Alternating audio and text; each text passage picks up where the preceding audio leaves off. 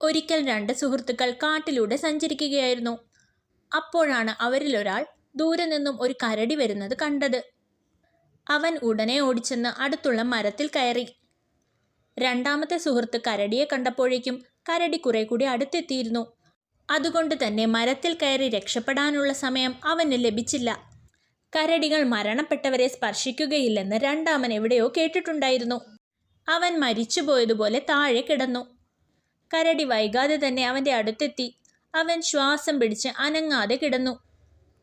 അവൻ മരിച്ചു കിടക്കുകയാണെന്ന് കരുതിയ കരടി അവനെ മണത്തു നോക്കിയ ശേഷം കാടിനുള്ളിലേക്ക് നടന്നകന്നു. കരടി പോയി കഴിഞ്ഞപ്പോൾ ആദ്യത്തെ സുഹൃത്ത് മരത്തിൽ നിന്നും ഇറങ്ങി വന്നു. കരടി രണ്ടാമത്തെ സുഹൃത്തിനെ മണത്തു നോക്കുന്നത് കണ്ട ആദ്യത്തെ സുഹൃത്ത് കരടി അവനോടെന്തോ സ്വകാര്യം പറഞ്ഞതാണെന്നാണ് കരുതിയത്. കരടി നിന്നോട് എന്താണ് പറഞ്ഞതെന്ന് അവൻ രണ്ടാമനോട് ചോദിച്ചു. ഇത് കേട്ട രണ്ടാമത്തെ സുഹൃത്ത് മറുപടി പറഞ്ഞു, ആപത്തിൽ ഉപകരിക്കാത്ത സുഹൃത്തുക്കളെ ഒരിക്കലും വിശ്വസിക്കരുതെന്നാണ് കരടി എന്നോട് പറഞ്ഞത്. ഇത് കേട്ട ഒന്നാമൻ ലജ്ജിച്ച് തല താഴ്ത്തി.